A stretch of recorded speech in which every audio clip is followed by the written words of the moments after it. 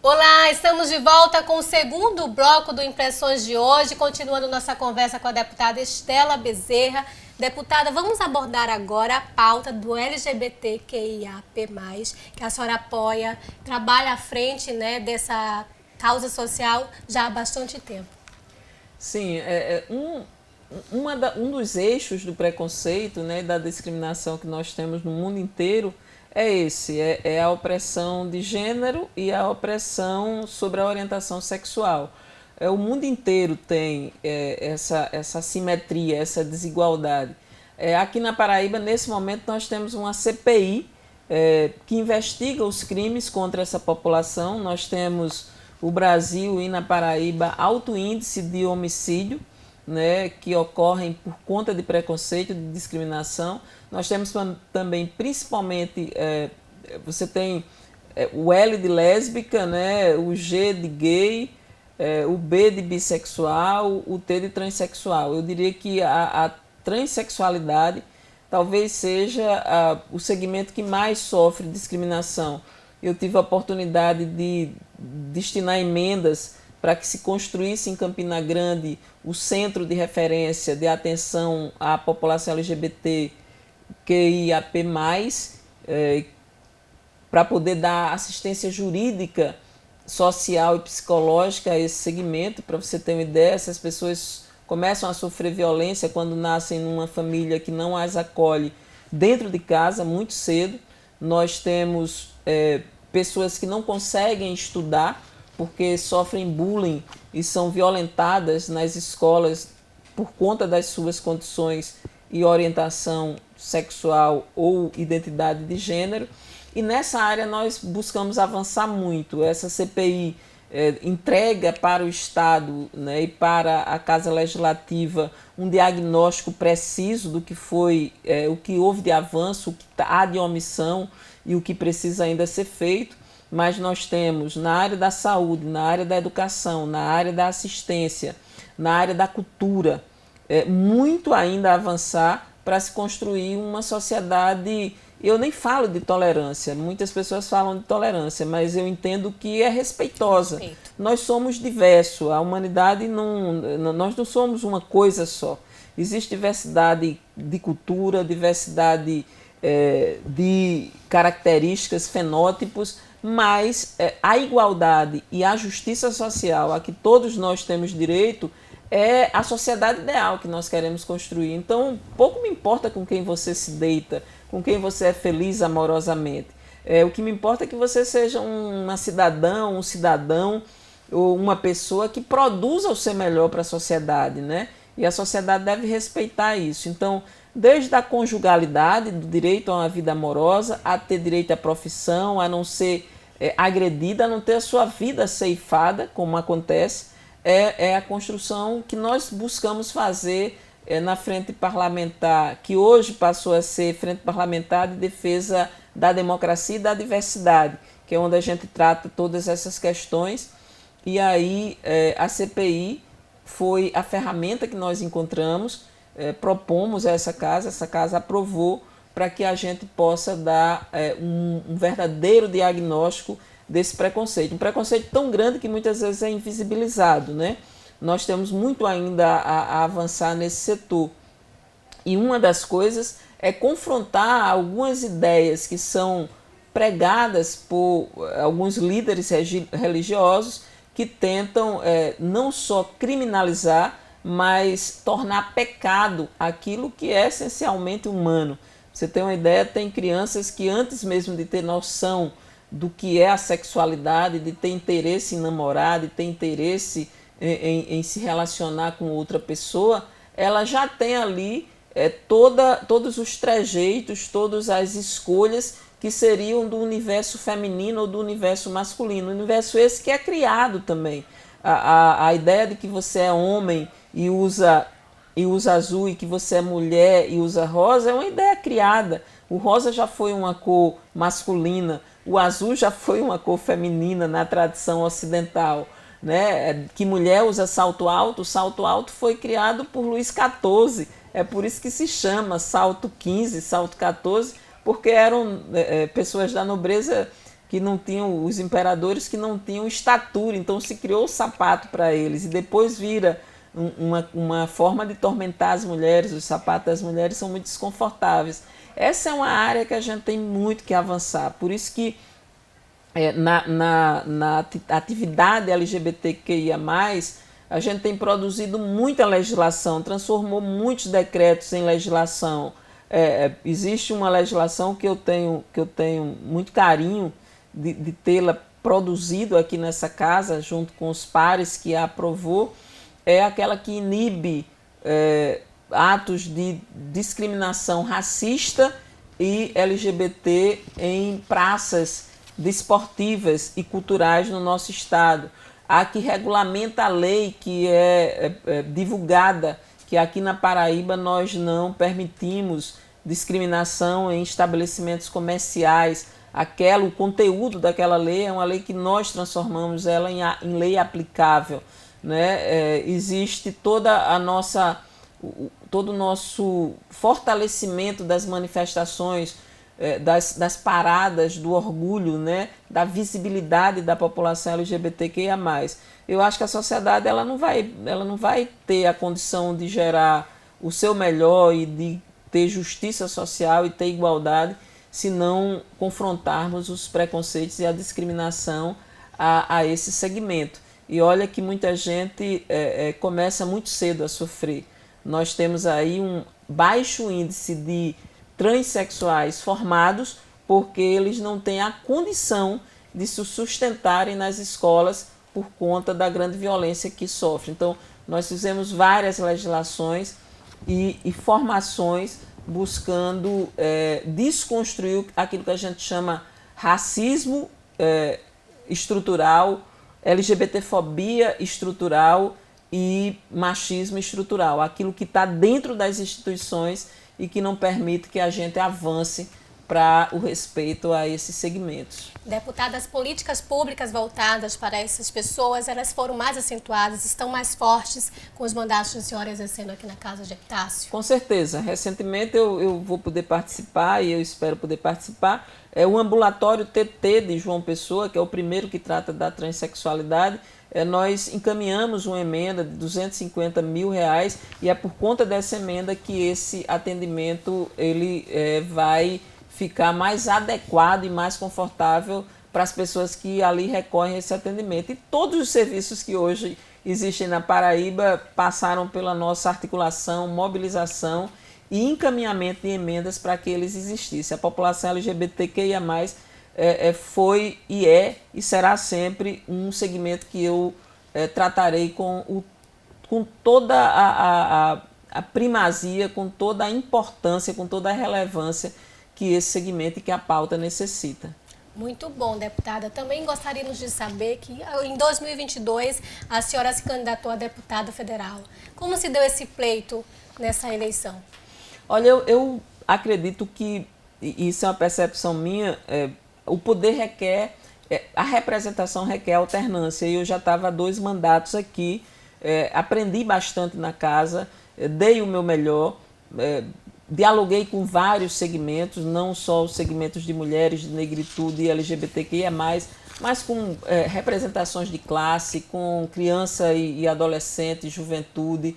Tive uma pauta muito rica e muito extensa na casa, mas eu acreditava que era necessário que uma pessoa do meu perfil, com esses marcadores sociais de mulher negra, periférica, com conteúdos de cidadania, de diversidade, de democracia, pudesse representar a Paraíba na Câmara Federal. Eu fui a mulher mais votada, eu fui a deputada federal mais votada, eu fui a deputada federal mais votada em João Pessoa, sou a 4ª, né, e a primeira e a mulher mais votada, mas infelizmente a Paraíba não fez uma deputada que é do campo democrático popular.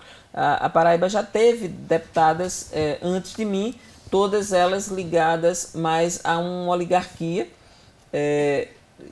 Com todo respeito aos mandatos dessas mulheres, elas foram quem abriram as portas, mas eu seria aí a primeira mulher que venho com esses marcadores, que não sou de família de políticos e que tenham pautas muito bem marcadas nesse processo de construção de cidadania. Infelizmente não foi nessa vez, eu estou como suplente do padre Luiz Couto, que foi eleito no primeiro, disputou e venceu o mandato, né? Estava na primeira colocação pelo PT. Eu tenho expectativa de continuar na política, né? Porque a política não se faz só com a representação, e continuar com as bandeiras que me motivaram a vir para a política, né? Principalmente com a riqueza de conhecimento que eu tenho, porque eu venho da sociedade civil, passo pelo executivo, nessas secretarias que eu já falei anteriormente, e passo agora pelo legislativo. Então tenho uma visão dos 3 lugares de produção de demandas e de colaboração com os pactos sociais. Eu acredito que continuo atuando como um agente política pelos anos em que eu estiver aqui pela terra, porque eu sou essencialmente um sujeito político. Representando a força da população, do povo paraibano, né, deputado? E poderíamos também citar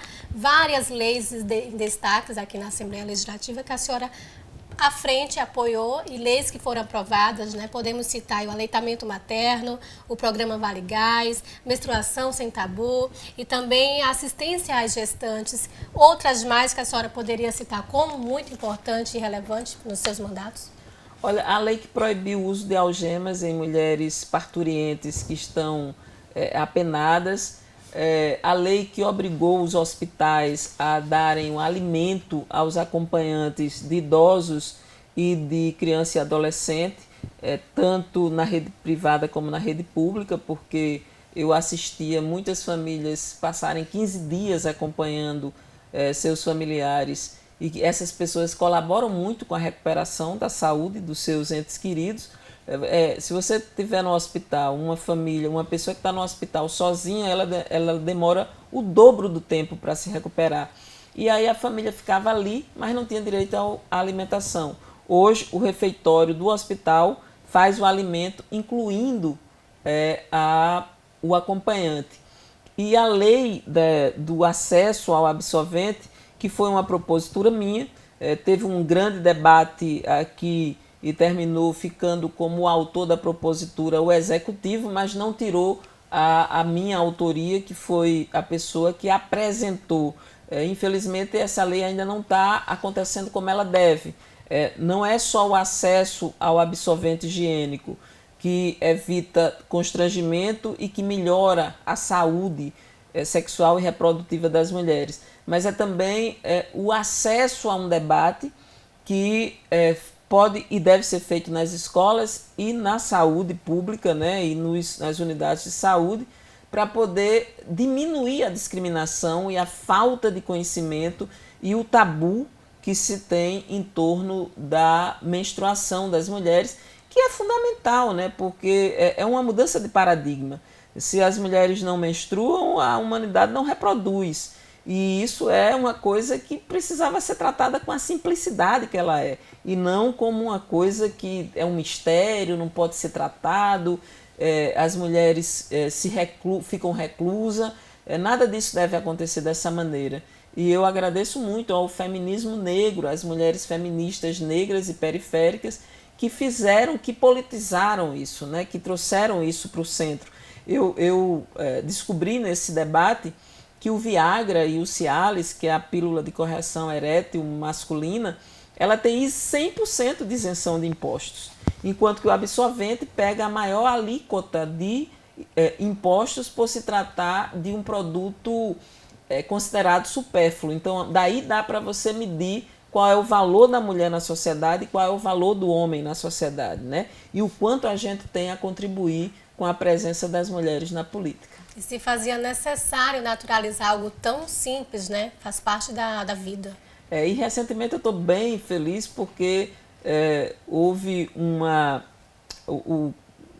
um dos mecanismos do Ministério da Saúde incluiu nos seus normativos o absorvente higiênico no programa de saúde, para que esteja garantida a rubrica de aquisição de absorventes e seus derivados para a proteção de mulheres em situação de vulnerabilidade. Isso é uma grande vitória nossa. Deputada, também poderíamos lembrar aqui a sua formação, jornalista. Eu costumo falar que uma vez jornalista, sempre jornalista. A senhora se recorda, tem saudade desse período que a senhora atuou como secretária de Estado, como outras funções na área da comunicação? Olha, eu acho que a comunicação, ela nos dá uma visão muito ampla. A gente costuma dizer assim que a gente tem uma visão muito ampla, porém pouco profunda. Eu tive a oportunidade no exercício eu sou comunicóloga, formada em comunicação social, habilitação em jornalismo. Eu fui durante muito tempo estrategista de comunicação de uma organização não governamental, que é a Cunhã, Coletivo Feminista, onde eu tive a oportunidade de pensar e de coordenar uma grande campanha que chamou-se Ninguém Engravida Sozinho, para poder a gente discutir a responsabilidade sobre a vida reprodutiva, né, sobre os direitos reprodutivos. Eu tive a oportunidade de ser secretária das mulheres e era um mecanismo que não existia, então ele precisava se legitimar tanto internamente a prefeitura como externamente, e eu usei muitas estratégias de comunicação. E durante a minha vida inteira eu uso muito estratégias de comunicação. Se você fizer um apanhado da produção, da prestação de conta, dos conteúdos de prestação de conta que se dirige à população, você vai ver que durante o meu mandato inteiro eu tive uma atenção muito grande na prestação de conta e nos meios de comunicação que são dirigidos à população, né? O accountability, que não existe accountability, não existe forma nenhuma de você acompanhar o desempenho de um parlamentar ou do executivo se você não tiver acesso à formação, e a formação verdadeira, né? A informação verdadeira. Eu acho que nunca esteve tão pertinente e tão central a formação do jornalista, da jornalista, do comunicador e da comunicadora. Em tempos de fake news, em tempos de proliferação de formas de produzir informação e de constituir plateia, de constituir aquele que são seguidores, né? A gente carece muito de ética, carece muito de capacidade de organizar, sistematizar e dar relevância à informação de maneira mais responsável e de maneira verdadeira, né? Com ética jornalística. Então, assim, não é uma questão de saudade, porque eu sempre trago comigo essas habilidades, mas, sobretudo, é um reconhecimento de que esse é um momento em que a profissão e que essa atividade deveria ser mais reconhecida e estar no centro do debate, porque se há hoje algo ou algum poder que ameaça a nossa democracia, esse poder esse quarto poder, que é a comunicação, que são os meios de comunicação, eles são centrais nessa desinformação, nesse desencontro e nessa ameaça que a democracia tem. É impossível ter democracia sem informações sérias e sem controle social sobre a informação. Então, de todos os ativismos que eu tenho, o ativismo pela democratização dos meios de comunicação e pela democratização do acesso à informação e pela informação legítima, séria, é uma delas. Eu sinto uma saudade de ter na sociedade brasileira uma democracia mais... uma comunicação mais democrática, isso com certeza. E será um dos temas a ser discutido nas últimas gerações, na última década. Uma função social tão importante também em época de fake news, não é, deputada? Então, somos nós aí que intermediamos tantas notícias ruins e falsas no nosso dia a dia. É isso, Angelina. Nós temos aí uma missão. Nós somos soterrados por isso, mas é preciso criar legislações. Aqui mesmo eu colaborei muito no debate sobre a criação de mecanismos que inibam a fake news. E fui muito vítima também, né? Dentro desse retrocesso, perfis como o meu foram muito atacados. Vamos continuar nossa conversa, deputada, daqui a pouquinho, no próximo bloco. Voltamos daqui a pouco.